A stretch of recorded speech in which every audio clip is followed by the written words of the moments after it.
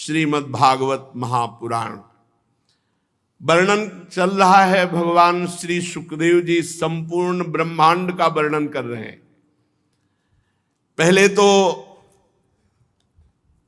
द्वीपों का वर्णन किया, अब उन द्वीपों के मध्य में एक विशाल पर्वत है जिसका नाम लोकालोक पर्वत है। ये पृथ्वी के सब ओर सूर्य आदि के द्वारा प्रकाशित और अप्रकाशित प्रदेशों के बीच में उनका विभाग करने के लिए ये विराजमान लोकालोक पर्वत। सूर्य भगवान जैसे जैसे इस चक्कर लगाते हैं इस पर्वत का, तो जिधर होते हैं उधर दिन होता है और पीछे रात होती है। मेरु पर्वत से लेकर मानसोत्तर पर्वत तक जितना अंतर है, उसके बीच में शुद्धोदक समुद्र है, शरबत का समुद्र। पीछे सुनाया गया था, घी का, मदिरा का, दूध का, दही का, ऐसे पर समुद्र। यहां शुद्धोदक जो अपने यहां है वो क्षार नमक का। मेरु पर्वत से मानसोत्तर पर्वत तक शुद्धोदक समुद्र, बहुत ही पवित्र और मीठा जल, शरबत की तरह। उसके आगे जो भूमि है वो स्वर्णमयी भूमि है। वहां कोई वस्तु गिरेगी तत्काल अंतर्ध्यान हो जाएगी, इसलिए वहां कोई मनुष्य नहीं जा सकता, सिर्फ अंतर्ध्यान शक्ति संपन्न सिद्ध या देवता जा सकते हैं। यही मृत्युलोक में ही है लोकालोक पर्वत। उसके आगे की भूमि स्वर्णिम है, सोने की है। वहां कोई वस्तु गिरे तो तत्काल अंतर्ध्यान हो जाएगी, वस्तु नहीं दिखाई देगी। वहां कोई व्यक्ति नहीं जा सकता, केवल अंतर्धान शक्ति संपन्न देवता जा सकते हैं या सिद्ध जा सकते हैं। लोकालोक पर्वत सूर्य आदि से प्रकाशित और अप्रकाशित भूभागों का बीच है। त्रिलोकी में यह सीमा स्थापित की गई है लोकालोक पर्वत की। इतना ऊंचा और लंबा है कि इसका ऊपरी भाग ध्रुवलोक को स्पर्श करता है। लोकालोक पर्वत का ध्रुव पर्यंत समस्त ज्योतिर्मंडल की किरणें प्रकाशित होती हुई हैं। तो एक ओर जब प्रकाश होगा तो दूसरी ओर अंधकार। सूर्य कभी अस्त नहीं होते, भगवान सूर्य कभी अस्त नहीं होते। प्रमाण, लक्षण, स्थिति के अनुसार ये हमने भूमंडल का वर्णन किया। ये 50 करोड़ योजन का है भूमंडल। जहां पृथ्वी है ये मिट्टी की, जिसमें मनुष्य, पशु, पक्षी सब रहते हैं, ये 50 करोड़ योजन। एक योजन का मतलब 4 करोड़, 50 करोड़ तो 5 को हाँ 200 करोड़। 50 करोड़ का मतलब 200 करोड़ कोस। ये पूरी भूमि है जिसमें मनुष्य वास करते हैं। 12.5 करोड़ योजन का लोकालोक पर्वत है बीच में जो है। उधर स्वर्णिम भूमि, इधर भूमि ये उपजाऊ। 4 दिग्गज ऋषभ, पुष्करचूड़, वामन, अपराजित, ये महान दिव्य गजराज चारों दिशाओं को रोके हुए विराजमान है।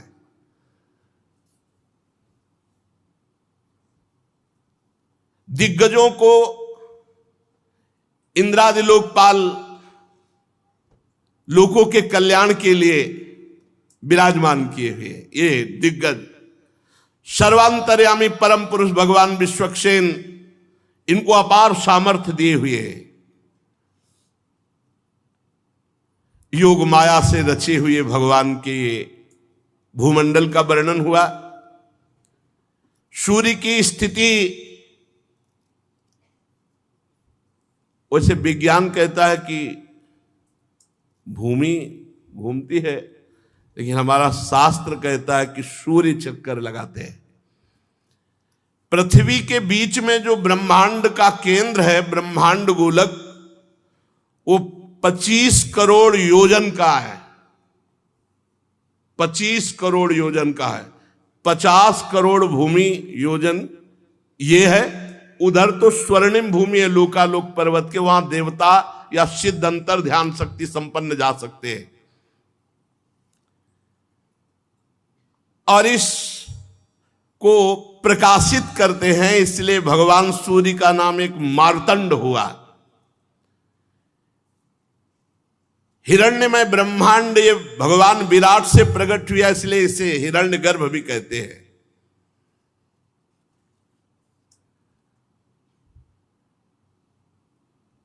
जितना हमने तुमको भूमंडल का विस्तार बताया, उससे दुगना अंतरिक्ष लोक है। जैसे मटर या चना के एक भाग को जान ले तो दूसरे भाग की लंबाई पता चल जाती है। जितना भूमंडल है 50 करोड़ योजन, और उधर तो द्युलोक भी इतना ही है। और द्युलोक और भूलोक के बीच में एक अंतरिक्ष लोक है। ये दोनों का संधि स्थान है।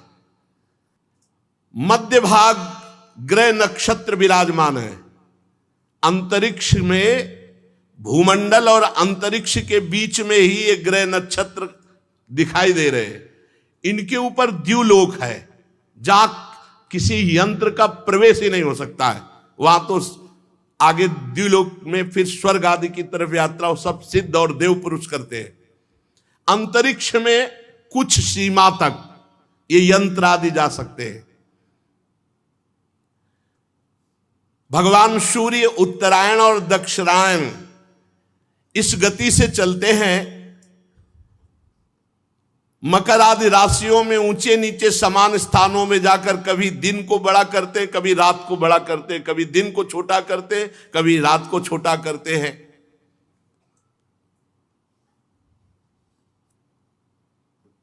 पंडित जन बताते हैं, पंडित माने ज्ञानी जन, मानसोत्तर पर्वत पर सूर्य की परिक्रमा का मार्ग 9 करोड़ 51 लाख योजन है। एक राउंड 9 करोड़ 51 लाख योजन। मेरु पूर्व की तरफ जब भगवान सूर्य जाते हैं तो देवराज इंद्र की जो देवधानी अमरावतीपुरी है उसको प्रकाशित करते हैं। उसके आगे जब दक्षिण की तरफ बढ़ते हैं तो यमराज की संयमिनीपुरी है।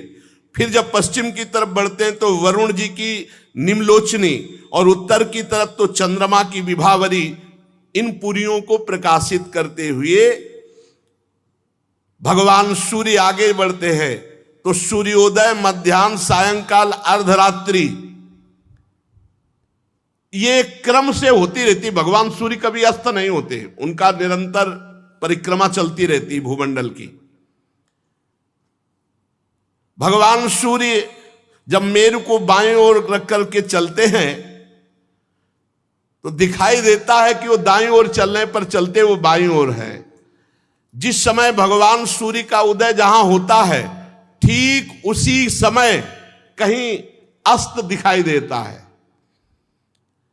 कहीं जहां भगवान सूर्य मध्याह्न के पसीना पसीना कर रहे हैं किसी को, तो उसी समय आराम से आधी रात को कोई सो रहा होता है।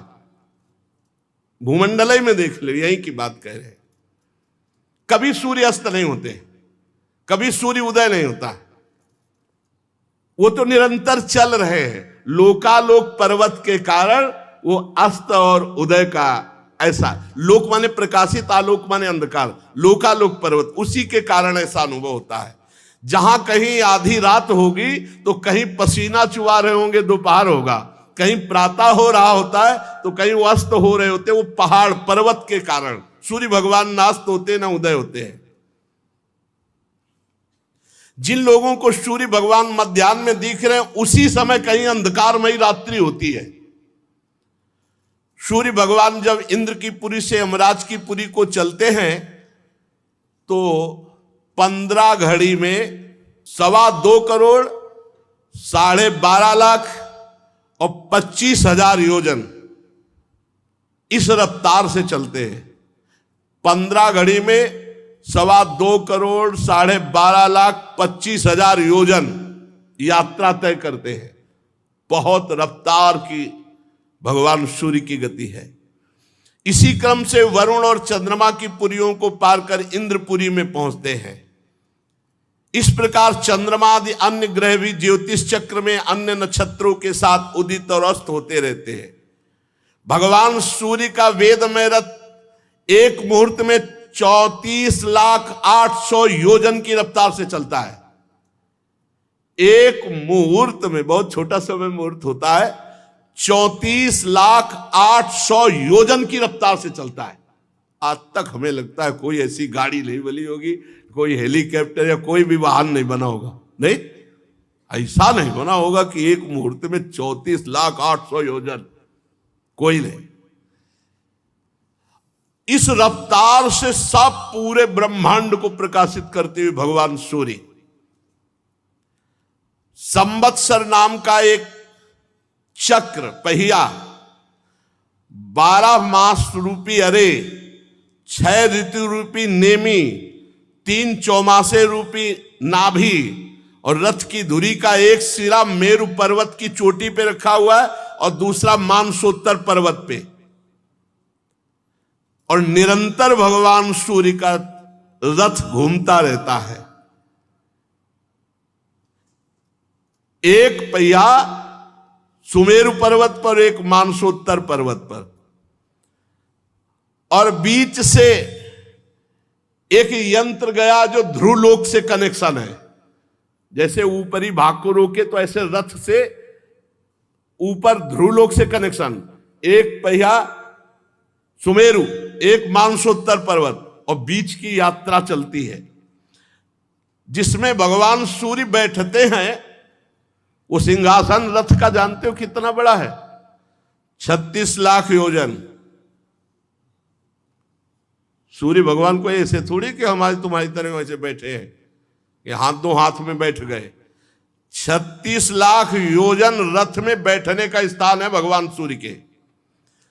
रथ पूरा जो रथ है वो 9 लाख योजन चौड़ाई, तो जिसमें बैठते हैं 36 लाख योजन, और पूरा रथ ऐसे 9 लाख योजन का है। जुआ जिसमें घोड़े, तो वो 36 लाख योजन का लंबा जुआ है। तो घोड़े कौन है? साक्षात गायत्री। 7 छंद जो गायत्री के हैं, मूर्तिमान वहां अश्वरूप धारण करके विराजमान है। और सारथी कौन है? अरुण जी महाराज, गरुण जी के बड़े भाई अरुण जी। इनके कमर के नीचे का अंग तैयार नहीं हुआ था, आगे प्रसंग में आएगा। ये भगवान सूर्य की तरफ मुख करके बैठते हैं, आगे की तरफ नहीं, आगे की तरफ पीठ करके बैठते हैं। भगवान सूर्य की तरफ मुख करके बैठते हैं महाराज अरुण, गरुण जी के बड़े भाई अरुण जी। ये सारथी हैं भगवान सूर्य के। गायत्री मूर्तिमान छंद, ये 7 घोड़े हैं। रफ्तार एक मुहूर्त में 34,800,000 योजन। भगवान सूर्य इस रथ पर विराजमान होकर भूमंडल को प्रकाशित करते हैं। सूर्य देव की तरफ ही मुंह करके अरुण देव उनके सारथी बैठते हैं। विश्व में दूसरा कोई सारथी नहीं इनके सिवा, कोई सारथी नहीं कि भगवान सूर्य के सामने बैठ जाए। अरुण देव ही महाराज है। माता की गलती के कारण नीचे के अंग तैयार नहीं हो पाए थे, आगे प्रसंग आएगा तो कहीं। और 60,000 ऋषि बाल खिल्ले ये स्तुति करते हुए चलते हैं। 60,000 बाल खिल्ले ऋषि ये भगवान सूर्य के रथ में भगवान सूर्य की स्तुति करते हुए चलते हैं।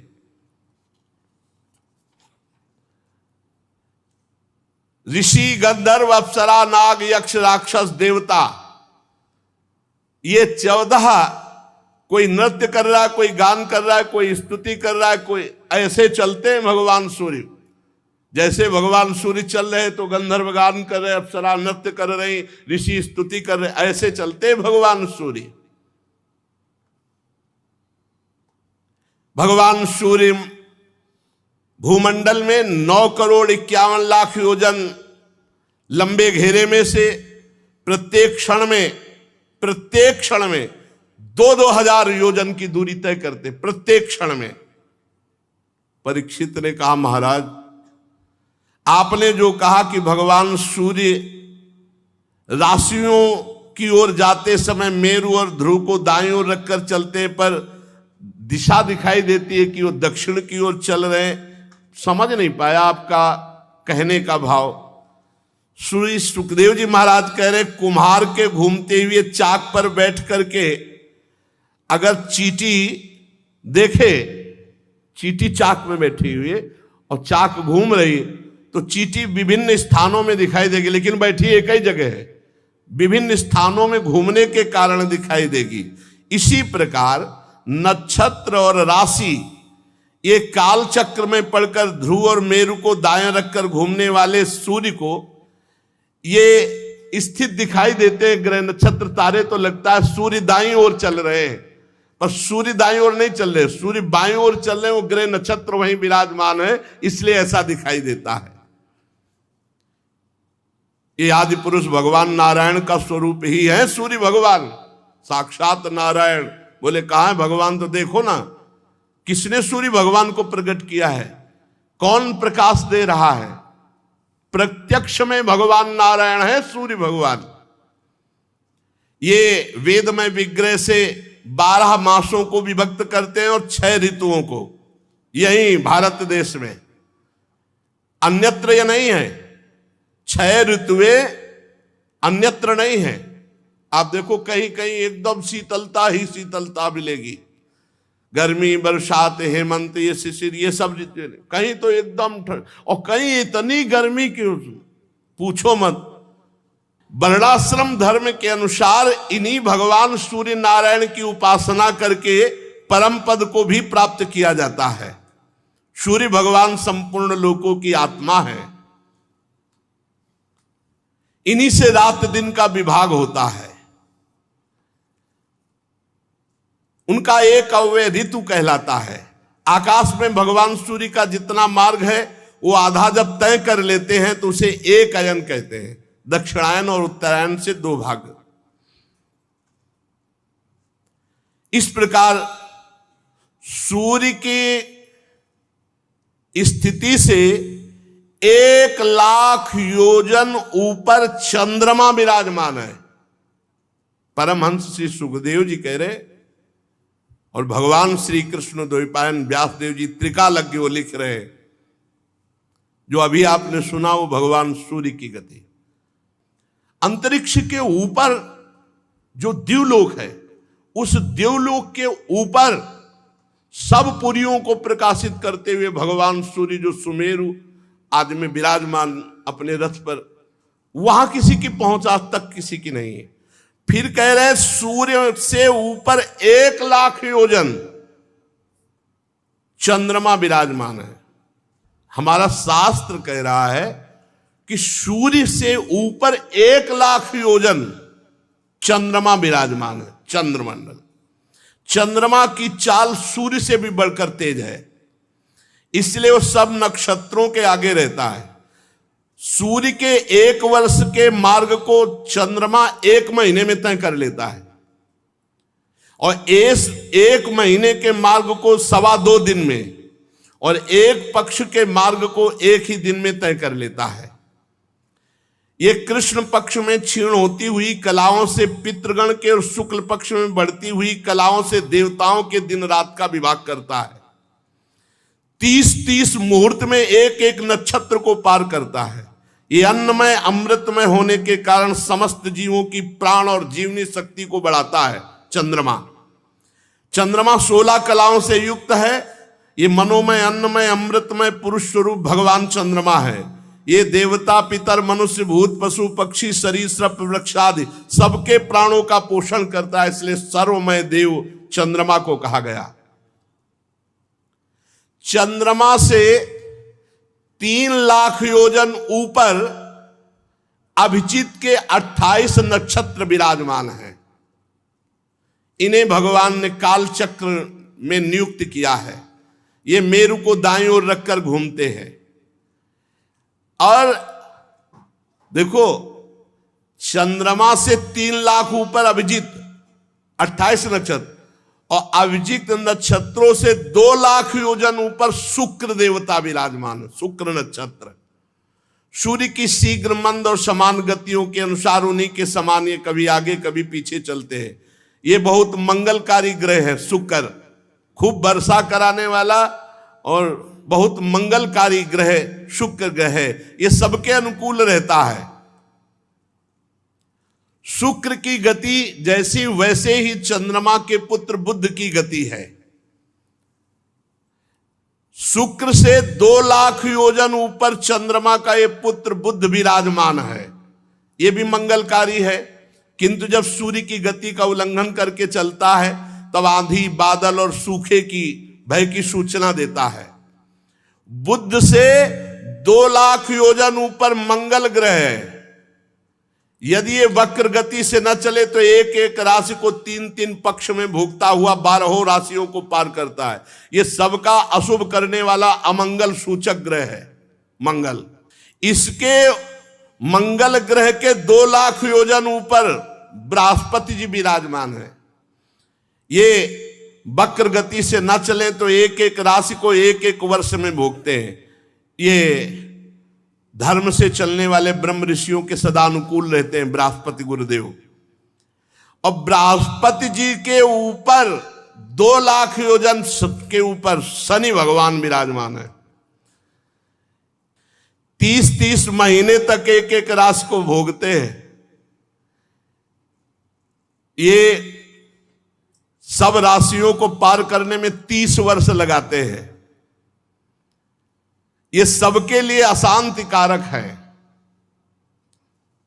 अगर ये विपरीत हो जाए तो बहुत ही हानि पहुंचा दे शनि भगवान। वो है सबके विपरीत ही। भगवान का भजन कर ले तो इनकी विपरीतता काम नहीं करेगी, और अगर भगवान का भजन नहीं करोगे तो ये है जैसे मंगल है और शनि है, मानो जेलर, जो बुरा करेगा बहुत, और भगवान की शरण में रहोगे तो सब मंगल करेंगे। जो पे कृष्ण चरण मन अर्पित तो करी है का नवग्रह रंक, हरिवंश महाप्रभु कहते। और शनि भगवान से 11,00,000 योजन ऊपर सप्त ऋषि विराजमान है। ये ध्रुवलोक की परिक्रमा करते रहते हैं और सब पूरे विश्व का मंगल करने की भावना रखते हैं। सप्त ऋषियों से 13,00,000 योजन ऊपर ध्रुवलोक विराजमान है। चरम सीमा है ये ऊंचाई की। ये आकाश जो देख रहे हो ना, ये अनंत है। ये सीधा ऊपर लंबाई है। किसी की पहुंच नहीं, किसी की पहुंच नहीं। भगवान विष्णु का परम पद जो ध्रुव जी को मिला, ये सप्त ऋषियों से 13,00,000 योजन ऊपर है। अगर सब जोड़ किए जाएं तो होश उड़ जाएंगे कि ध्रुव जी कहां विराजमान है। बहुत ऊंचाई पर सबसे उत्तानपाद के पुत्र परम भक्त जहां ध्रुव जी विराजमान है, तो अग्नि देवता, इंद्र देवता, प्रजापति, कश्यप, धर्म, सप्त ऋषि सब प्रदक्षिणा करते हुए प्रणाम करते रहते हैं ध्रुव जी को। कल्प पर्यंत रहने वाले लोग इन्हीं के आधार से स्थित है। जैसे किसी यंत्र के द्वारा बीच में किसी को रोका जाए, ऐसे भगवान सूर्य के रथ का कनेक्शन है ध्रुवलोक से, ऐसे ऊपर से पकड़े हुए, और 2 इधर बीच में पूरा राउंड मारते रहते हैं। सदा जागते रहने वाले अव्यक्त भगवान काल के द्वारा ग्रह, नक्षत्र, ज्योतिर्गण ये निरंतर घुमाए जाते हैं, पर ध्रुवलोक आधार स्तंभ की तरह रहता, कभी नहीं घूमता। सब इनकी परिक्रमा करते हैं। कोई भगवान की योग माया से युक्त, इसे शिशुमार चक्र भी कहते हैं, जो ध्रुव जी की परिक्रमा करते हैं। ध्रुव जी का लोक जो वर्णन है, परीक्षित कुछ लोगों का कथन है कि सूर्य से 10,000 योजन नीचे राहु नक्षत्र घूमता है। यह देवत्व को प्राप्त हो चुका है। समुद्र मंथन के समय जब अमृत निकला था तो इसने चोरी चोरी पी लिया था। यह सिंगिका का पुत्र असुराधम इस पद के योग्य तो नहीं था, पर इसने देवत्व प्राप्त कर लिया राहु ने, क्योंकि भगवान दैत्यों की तरफ देखकर ऐसे मुस्कुराते हुए पिलाते चले जा रहे थे। तो इसने देखा कि मामला तो गड़बड़ है, कलश तो पूरा उलटने वाला है। तो सूर्य चंद्रमा के बीच में होकर तो कहा भगवान ये तो पी लिया, तो अभी गले के नीचे नहीं ले जा पाया था, सुदर्शन चक्र से उड़ा दिया, तो ऊपर का देवत्व को प्राप्त हो गया। इसका वर्णन हम आगे करेंगे। सूर्य का जो ये अत्यंत तपता हुआ मंडल है, ये 10,000 योजन का है। सूर्य नहीं, सूर्य तो आप देखे जितने में बैठे थे, मंडल तेज ये 10,000 योजन का, 10,000 योजन का। चंद्रमा का मंडल 12,000 योजन का है और राहु का मंडल 13,000 योजन का। इसीलिए वो ऊपर छाता है तो सूर्य और चंद्र ढक जाते हैं। अमृत पान कर किए हुए राहु ये देवताओं के समान हो चुका है, क्योंकि अमृत पान कर चुका है। चंद्रमा और सूर्य के बीच में बैठा था तो चंद्रमा और सूर्य ने ही पोल खोल दी, भगवान ये तो दैत्य है। तो तुरंत सुदर्शन चक्र से, तो उस दिन से वैर भाव रखकर अमावस्या और पूर्णिमा को चंद्र ग्रहण और सूर्य ग्रहण ये करता है। और ये बड़ा है, मंडल इसका बड़ा है 13,000 का, तो इसलिए ढक लेता है।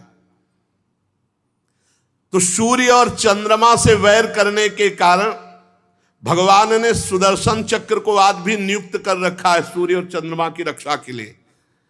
तो ये डरता रहता है। केवल चंद्र ग्रहण और सूर्य ग्रहण जो अमावस्या पूर्णिमा को होता है भगवत विधान से उतने ही समय के लिए, नहीं हर समय डरता रहता है। निरंतर सुदर्शन चक्र घूमता रहता है और रक्षा करता रहता है सूर्य और चंद्रमा की। राहु उद्विग्न नहीं कर पाता, नहीं उद्विग्न कर दे सूर्य और चंद्रमा को, इतना बलवान है। ये सुदर्शन के तेज से उद्विग्न होकर कुछ मुहूर्त वो सूर्य चंद्र के समीप जाता और डर कर भागाता, उसी को ग्रहण कहते हैं। राहु से, अब ये नीचे की बातें होती चली जा रही, ऊपर की सुन। राहु से, सूर्य से नीचे 10,000 योजन पर राहु है और राहु से 10,000 नीचे योजन, 10,000 योजन नीचे जितने सिद्ध हैं, चारण हैं, विद्याधर हैं, इनके स्थान हैं। यहां वायु की गति जा सकती है और बादल दिखाई दे सकते हैं। यह अंतरिक्ष लोक है। अंतरिक्ष में यक्ष, राक्षस, पिशाच, प्रेत और भूत इनका विहार स्थल है अंतरिक्ष लोक। उससे नीचे, अंतरिक्ष लोक से नीचे 100 योजन की बीच की दूरी है जहां से पृथ्वी है। यक्ष, राक्षस, पिशाच, प्रेत, भूत ये अंतरिक्ष लोक में वास करते हैं। अंतरिक्ष लोक से हजारों योजन ऊपर सिद्ध, चारण, विद्याधर, उनसे 10,000 योजन ऊपर राहु, और राहु से 10,000 योजन ऊपर सूर्य मंडल, सूर्य नहीं सूर्य मंडल, उसके नीचे 100 योजन का जो मार्ग है, फिर ये पृथ्वी लोक में आता है। 100 योजन मतलब 400 कोस, और 4 से 1200 किलोमीटर। जहां तक हंस, गिद्ध, बाज और गरुण ये उड़ सकते हैं, वहां से पृथ्वी की सीमा लागू होती है। उसके ऊपर अंतरिक्ष की सीमा रहती है। अगर अंतरिक्ष की सीमा में पहुंच जाए तो गुरुत्वाकर्षण बल और अंतरिक्ष के ऊपर वो बीच में हिलगा रहे। एक स्थिति ऐसी है जो ना पृथ्वी का आकर्षण नीचे का खत्म हो जाता है, ऊपर का आकर्षण ऊपर को बीच में, जैसे त्रिशंकु हिल गए, आज भी कहा जाता है त्रिशंकु, त्रिशंकु की तरह वहां पहुंच जाने पर नीचे नहीं आया जा सकता। उसके ऊपर भूत, प्रेत, पिशाच, राक्षस, ये अंतरिक्ष लोक। हंस, गिद्ध, बाज और गरुण आदि प्रधान प्रधान पक्षी जहां से वहीं तक पृथ्वी की सीमा है। पृथ्वी का विस्तार तो सुन ही चुके हैं। अब पृथ्वी के नीचे लोक हैं, इसके नीचे भी है अतल लोक, वितल लोक, सुतल लोक, तलातल, महातल, रसातल, पाताल। ये नीचे के हैं, भूधरा समझो इनको। 14 भुवन का एक पूरा मकान समझो ब्रह्मांड, जिसे 7 ऊपर के और 7 नीचे के।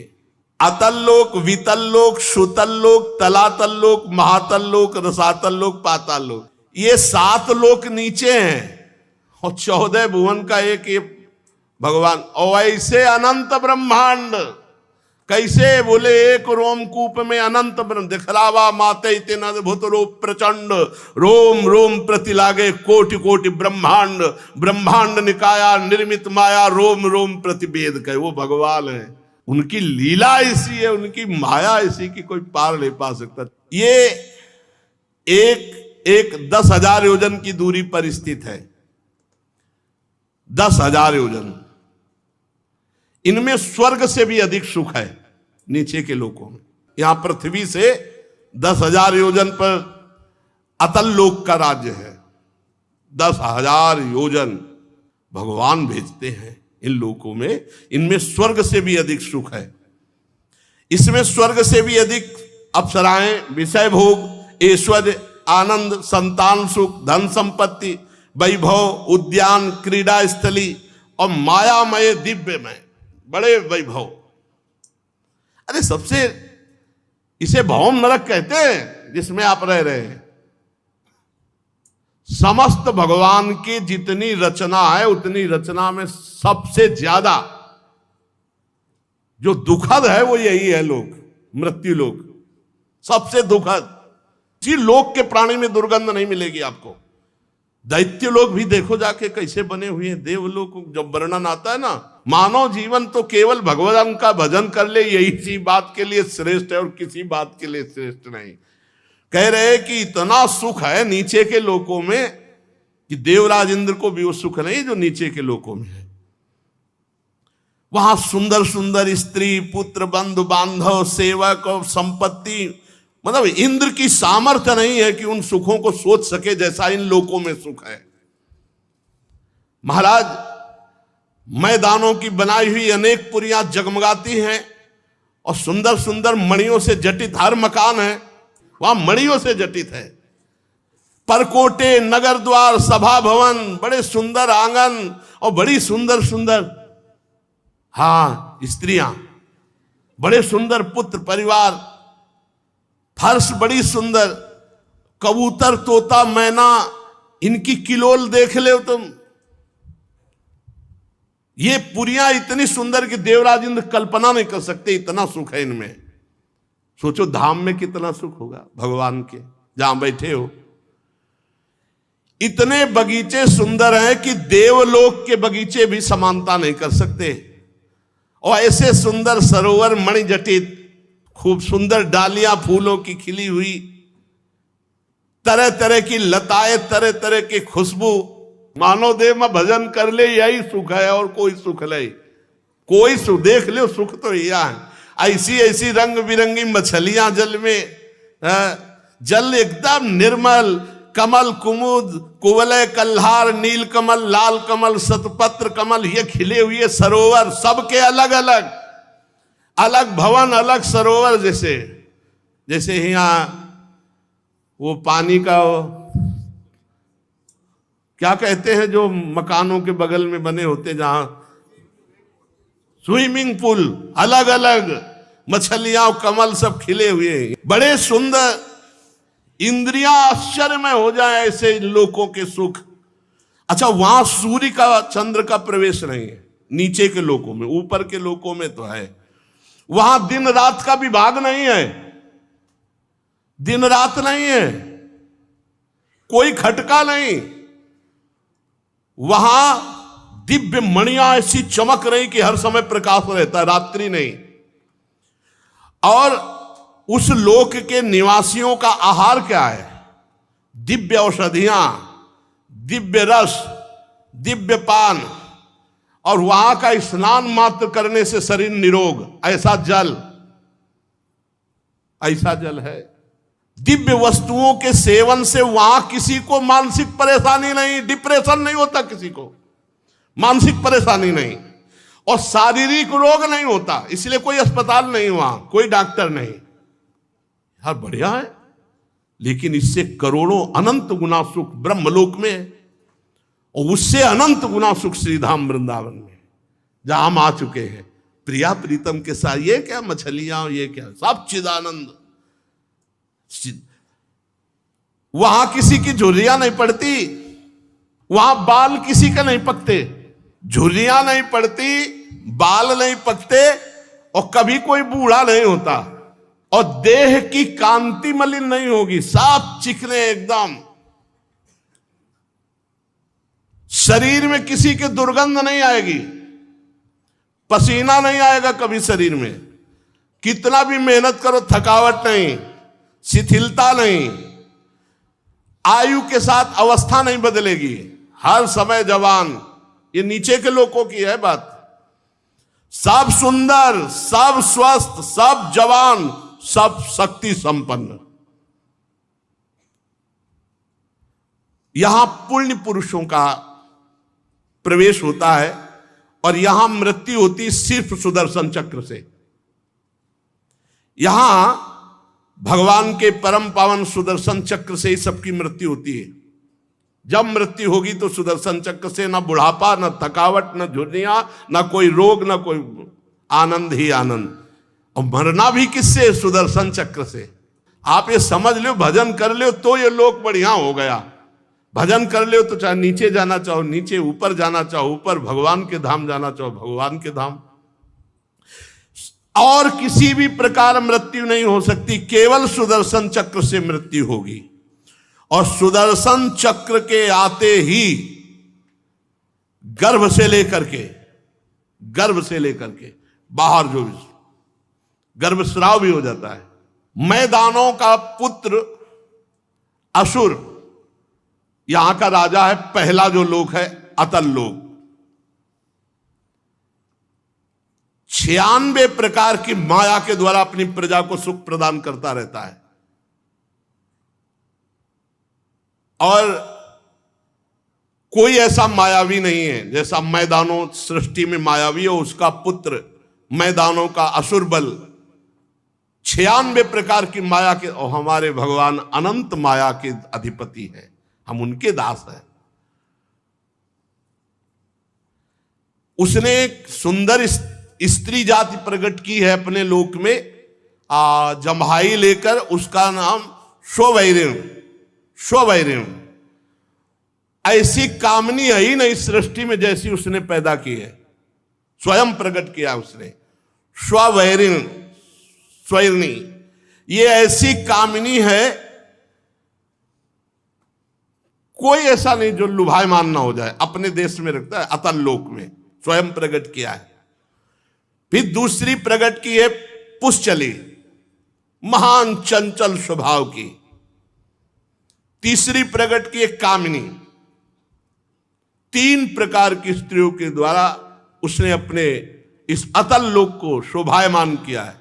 एक बहुत ही चंचल स्वभाव की कामासक्त, जैसे स्वभाव के होते ऐसे, और एक महान कामिनी और एक स्वैरिणी।